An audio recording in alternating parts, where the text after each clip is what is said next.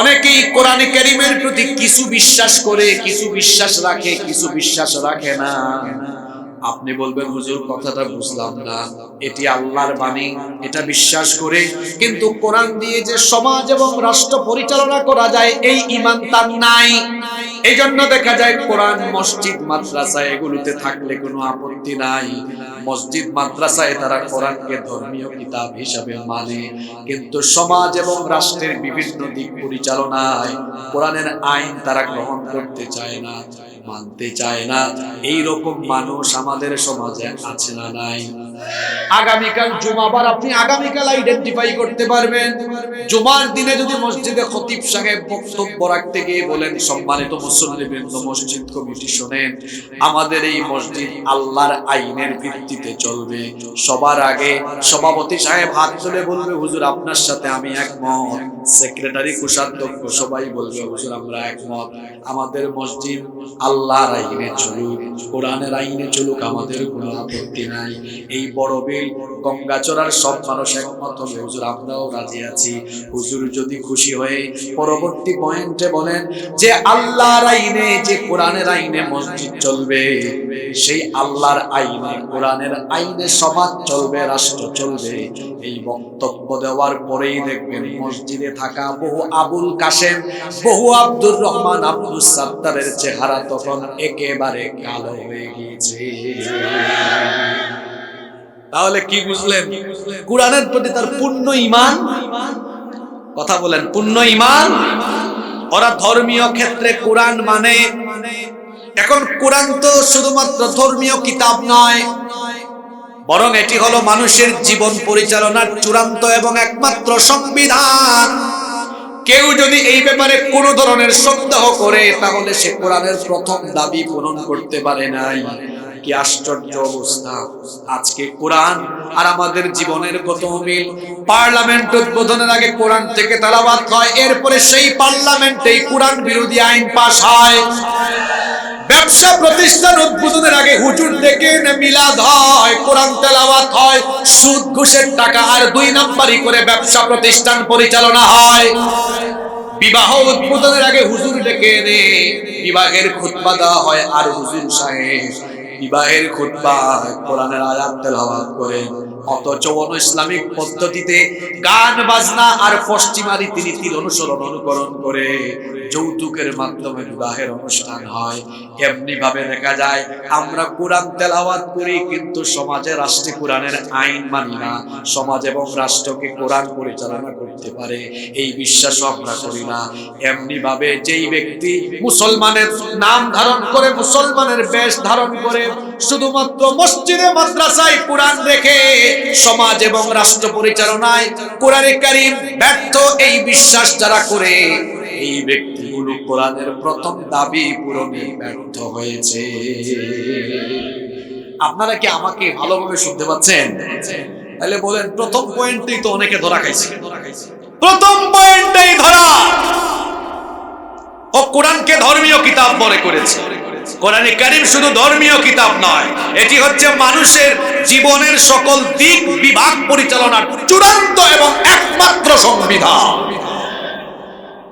কোরআনের প্রথম দাবি এর উপর পূর্ণ ঈমান আনা। এটা আল্লাহর কিতাব আর আমার জীবন পরিচালনা, আমার ব্যক্তি জীবন, আমার পরিবার, আমার সমাজ, আমার রাজনীতি, আমার অর্থনীতি, আমার দেশ, আমার আন্তর্জাতিক নীতি সব পরিচালনায় আমি আইন বানানোর দরকার নাই। এই কোরআনে কারীমে সব যিনি দিয়েছেন তিনি কে? নাম্বার 2, মনোযোগ দিয়ে কথাগুলো শুনেন। আমাদের প্রতি কোরআনে কারীমের 2 নাম্বার দাবি হলো আল্লাহর এই কিতাব বিশুদ্ধভাবে তিলাওয়াত করা। বিশুদ্ধ বলা হবে না, বেয়াদব হবে, এবং এই সন্তান নিজেই তার মা বাপকে গলা ধাক্কা দিয়ে বাড়ি থেকে বের করে অল্ড হোম বৃদ্ধাশ্রমে পাঠিয়ে দিবে। কোরআনওয়ালা সন্তান কখনো তার পিতামাতার সাথে খারাপ আচরণ করে না। এজন্য সন্তানকে কোরআন শেখান, সন্তানটাকে কোরআন শেখালে। আচ্ছা আপনি বাড়িতে যাবেন, বাড়িতে গিয়ে শুনলেন আপনার ছেলে, আপনার মেয়ে 7-8 বছর বাড়িতে তেলাওয়াত করছে ইয়াসিন ওয়াল কুরআনিল হাকীম ইন্নাকা লামিনাল মুরসালিন আলা সিরাতিন মুস্তাকিম। বাড়িতে গিয়ে শুনেন আপনার ছেলে মেয়ে এরকম তেলাওয়াত করছে, আল্লাহর কসম আপনার সন্তান 100 কোটি টাকা উপার্জন করে আপনার হাতে দিলে কলিজায় যে শান্তি লাগবে, আপনার ছেলে মেয়ে এভাবে যদি কুরআন আপনার সামনে পড়তে পারে তার চেয়ে 1000 কোটি গুণ বেশি আপনার শান্তি লাগবে। ছেলে মেয়েগুলোকে কোরআন শিক্ষা দেন, কি সন্তান বানিয়ে যাচ্ছেন। আউযুবিল্লাহ পারে না, বিসমিল্লাহ। যে পিতামাতা তাদের সন্তানদেরকে কোরআন শেখাবে না, দুনিয়া এবং আখিরাতে এই পিতামাতা ব্যর্থ হবে, অসম্মান জিল্লতি বেজ্জতির সম্মুখীন হবে। আখিরাতে সন্তান বলবে, আল্লাহ আমাকে জাহান্নামে দেওয়ার আগে আমার পিতামাতাকে আমার সামনে আনো।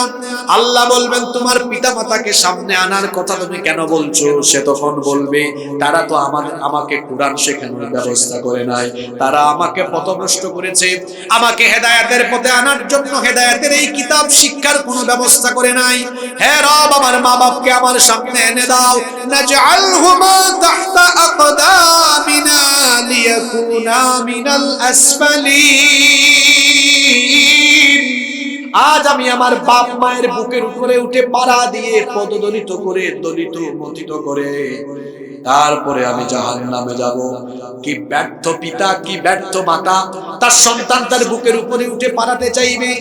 আর যদি তার বিপরীতে আপনি সন্তানকে দুনিয়ায় কোরআন শেখায় যেতে পারেন, আপনি যদি কোনো কারণে আটকায়াও যান, একজন হাফেজ বা আলেমকে কিয়ামতের দিন তার নিকটাত্মীয়দের জন্য সুপারিশের সুযোগ দেওয়া হবে।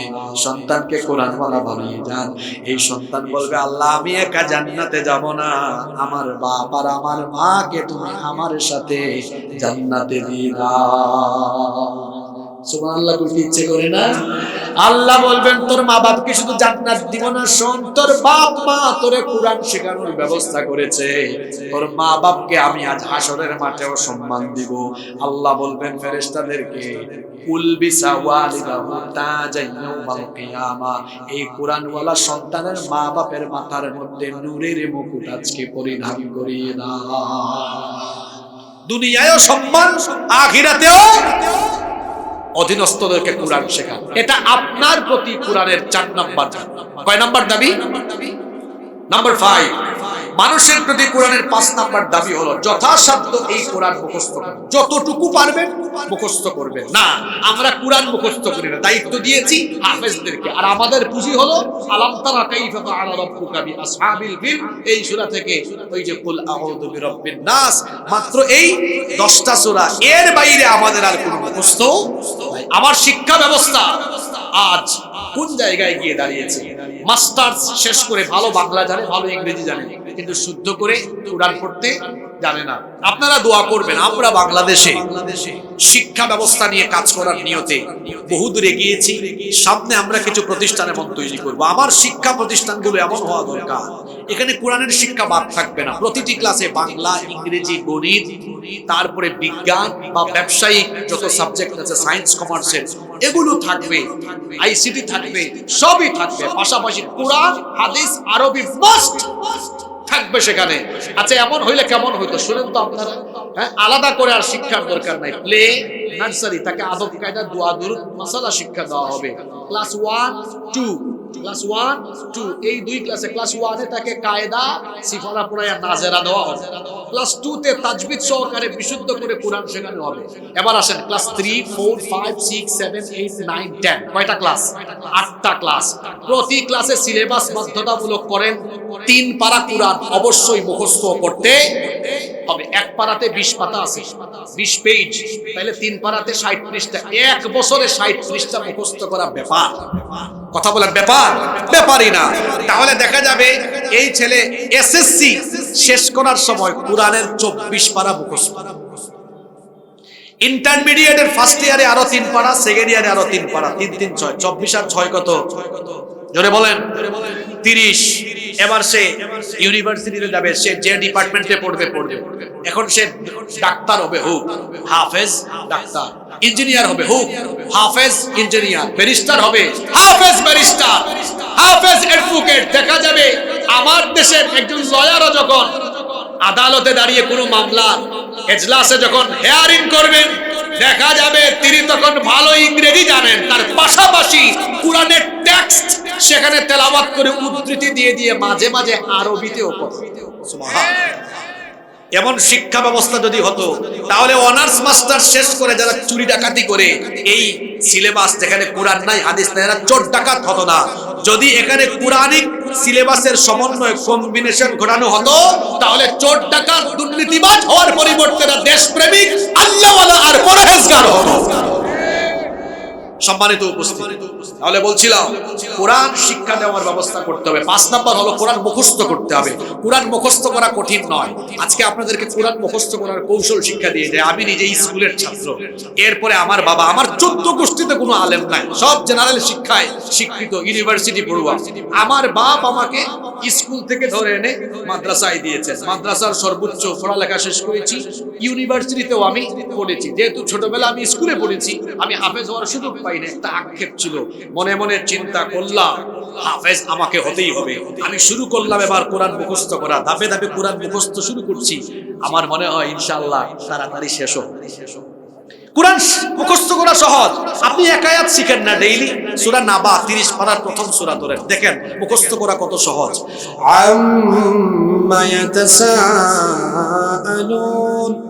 আজকে এক আয়াত সারাদিন জপেন, আগামীকাল আরেক আয়াত আনিন নাবাইল আযীম, পরের দিন আরেক আয়াত আল্লাযী হুম ফীহি মুখতালিফুন, পরের দিন 4 নাম্বার দিন কাল্লা সায়ালামুন, পরের দিন 5 নাম্বার দিন সুম্মা কাল্লা সায়ালামুন। 5 দিনে কয় আয়াত?